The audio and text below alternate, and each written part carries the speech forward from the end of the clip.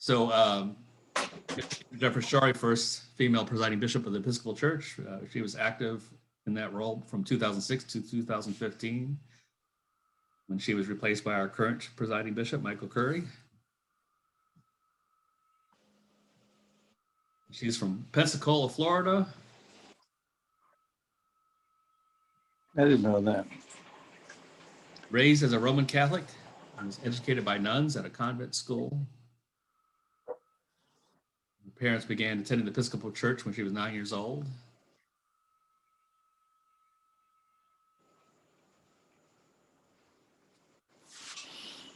Okay, my. There we go. 1974, she earned a bachelor's degree in biology from Stanford University, and she spent several years as a biologist studying squids and octopuses. That was probably preparation. That's very close to the priesthood. Yeah. 1977, she earned her master's in oceanography from Oregon State University. In 79, she married Richard Shorey. He was a mathematician, or is a mathematician. A theoretical mathematician. Oh, okay. Yeah, That's really, really weird. it is, isn't it? At one point in college, I picked up a teaching certificate in math, and I had a class called Theory of Numbers. I didn't understand a single thing that happened in that course. It's way over my head. And of course, I earned a doctorate in 1983 from Penn State, specializing in the evolution of squids and octopi in the northeastern Pacific, which I guess, where she was living in Oregon, so.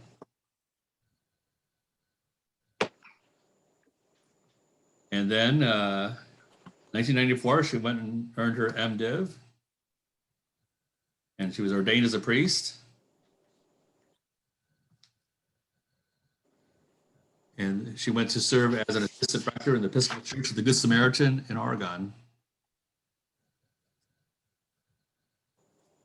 In 2001, she was elected Bishop of Nevada.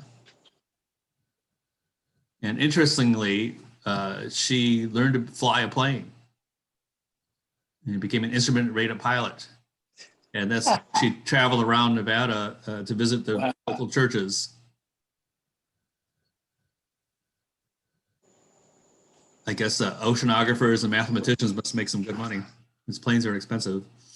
Yeah. We have a good friend in Gulf Shores, and he was Bishop of Montana. Oh, really? And he was selected. One of the big positive things about him being selected as Bishop of Montana, he flew an aircraft or airplane, so he could do just as she did, make the rounds. So Interesting, yeah. Hard to get places. yeah, maybe you learn how to fly to Catlettsburg. Yeah,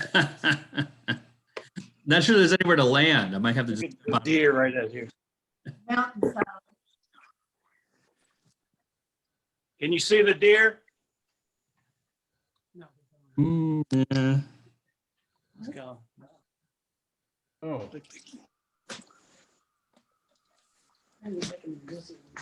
oh.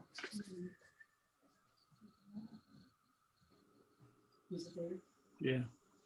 And last week It's we a talked book. about Jean Robinson. She was one of the bishops who voted to confirm Jean Robinson. Yeah. In 2006, she was elected and installed as the presiding bishop of the Episcopal Church. So she's Lost. books. It seems that it's a very common thing for bishops to do. So I've got some interesting quotes from her Wing and a Prayer book.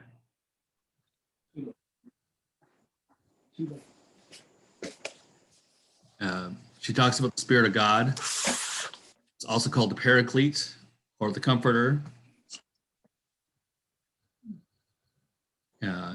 Paraclete, of course, is a Greek word for a supporter who will come in and stand alongside someone that you can call in a time of need. She says a comforter More than a cozy old quilt, it's literally to strengthen much.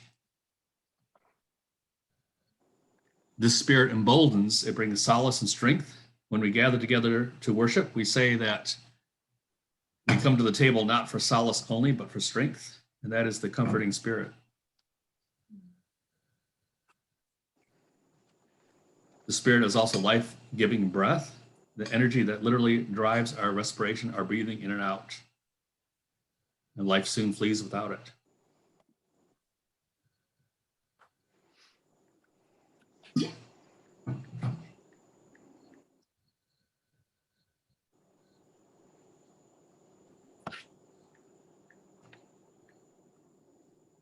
She asked the question, how does the spirit bring new life to us? What is the energy that keeps our communities lively and growing? Newness and growth are part of what it means to live in God. And as those disciples were visited by a rushing wind and tongues of fire and filled with spirit, they became more than they were before. They were new creatures and a new community. She says there's a wonderful reprise here of the first creation story in Genesis, when a wind from God, or the breath of the Spirit of God, moved over the chaotic waters at the beginning of creation. I've never thought of that before reading that. It's like, that is true. I think there is some parallels between the creation story and the Pentecost story.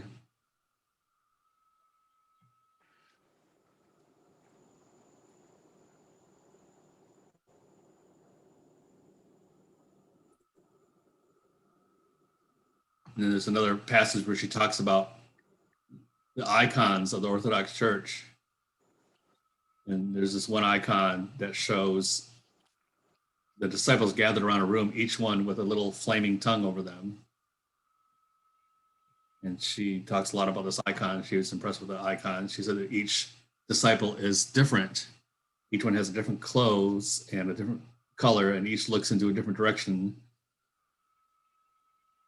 And she's symbolizing that, like the ability to hear in our own languages, we too are blessed with many gifts, but one spirit.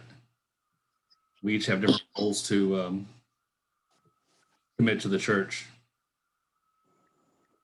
There's a figure at the bottom called Cosmos, which is all of creation, and that figure holds many scrolls, each meant to represent the truth that will deliver us from darkness.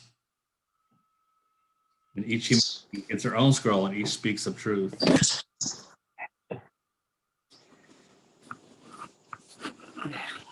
Rid of our picture.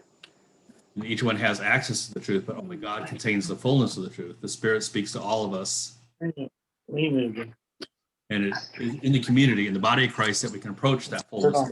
No single individual has all of the truth.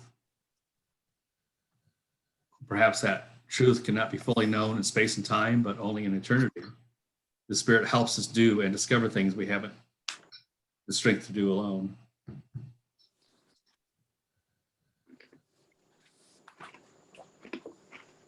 Another topic she talks about is kenosis.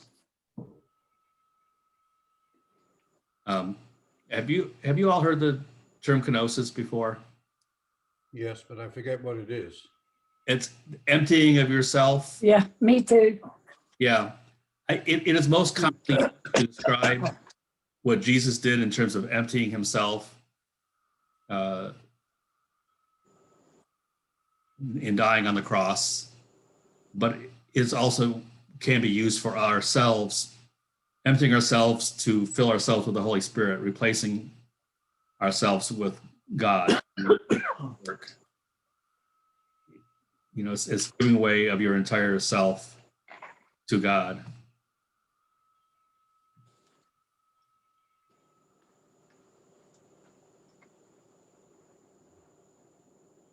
And she talks a lot about kenosis, and interesting. I'm working on the next topic. I found very interesting Anglican theologians. And boy, they have some interesting things to say. I think it'll be an interesting discussion for us.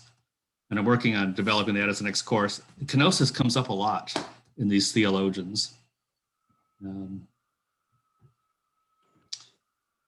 But she talks about it here too. If we are made in the image of God, it should be it should characterize our being as well. Our ministry needs to be kenotic. And the ordained are called to be icons, models, but not primary doers of ministry. Our job is to equip the saints, provide information, guidance, support, and then get out of the way.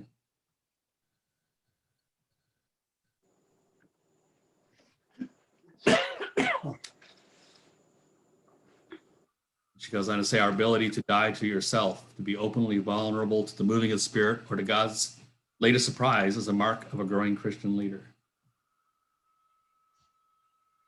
She asks, where has God surprised you lately? That's what Jesus is talking about when he says, don't be afraid. If you are certain of God's abiding presence, of God's enduring love, then whatever comes, you could be a living presence in the midst of that experience.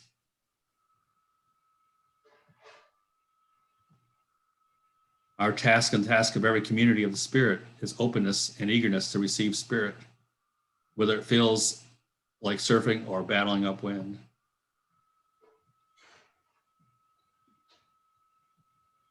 The ministry is another kind of stewardship, for it is about the right use of gifts that we have been given, our intelligence, our hands, our creativity, our passion, and our money. How we use those gifts to care for all of creation, including human beings and giant squid, and the earth on which we dwell.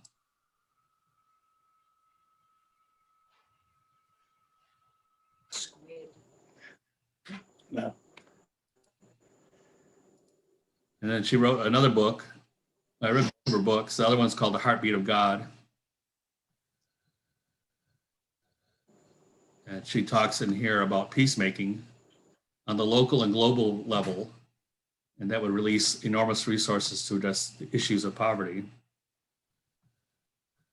Peacemaking is concern for people and the planet that will help heal deep poverty. Healing the worst of poverty in this nation is intrinsically connected to restoring human beings to a right relationship with creation.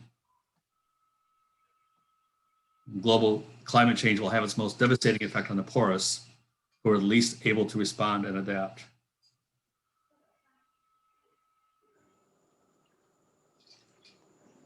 I think a lot of her focus was very much focused on the social ministry, the social justice kind of gospel.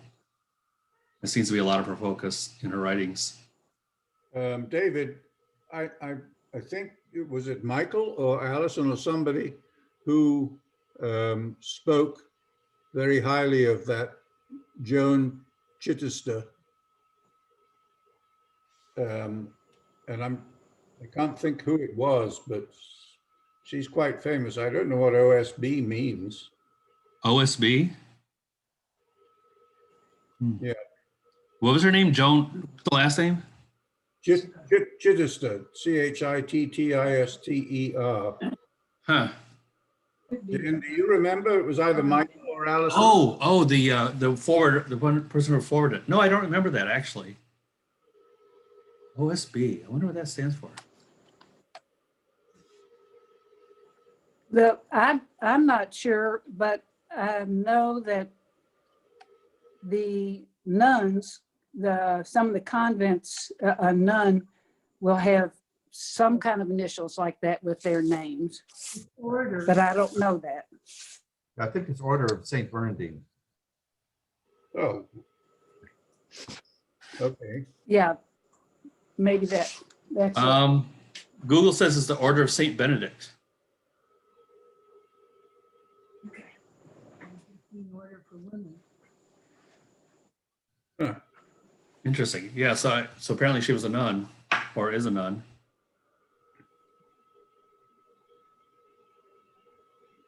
Yeah, I wished I could remember what she's written a book, complete book on her own that somebody recommended that was read. I have to look her up. Interesting.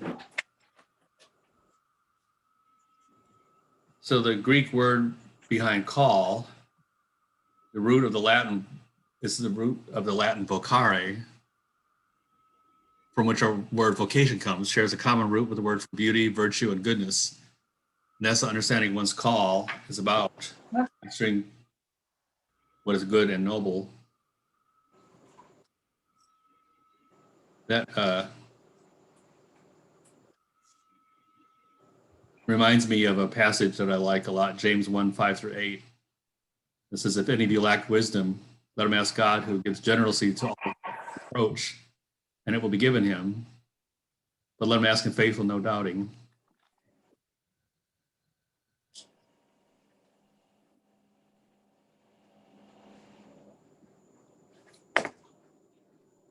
No, that's not the one. But it's good and noble and perfect.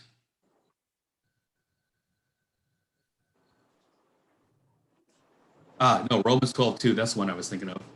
Do not be conformed to this world, but be transformed by the renewal of your mind, that by testing you may discern what is the will of God, what is good and acceptable and perfect.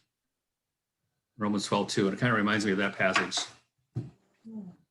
The word for church comes from the same root. The church is the people of God who are called toward that vision of ultimate beauty and virtue, that divine vision of restored and reconciled creation.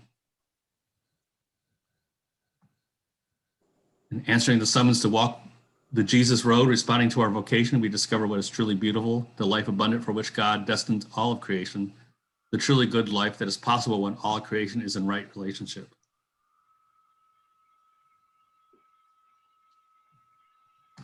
The life abundant for which we were all created before time and forever is bound up in living together in abundance and peace in right relationship with God and all others.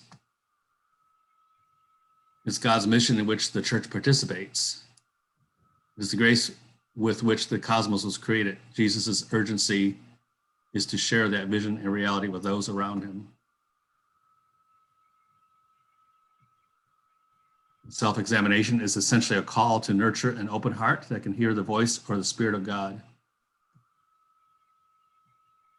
The very first sentence in the Rule of Benedict, the monastic guidebook written in the 6th century and still used today, monks are instructed to listen carefully to God and incline the ear of your heart towards the divine. We too need to ask ourselves about how we are listening to God with the ear of our heart. Prayer, more than anything else, is the ability, the aim, and the desire to hear the Spirit of God.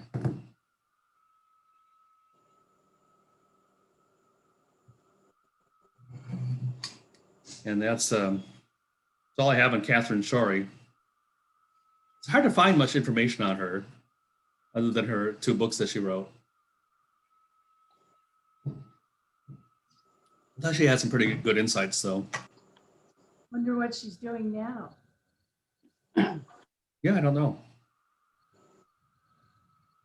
Going back to looking at Google.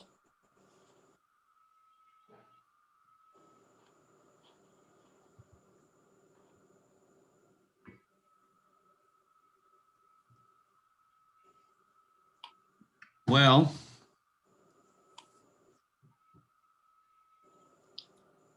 any other thoughts on Catherine Shorey?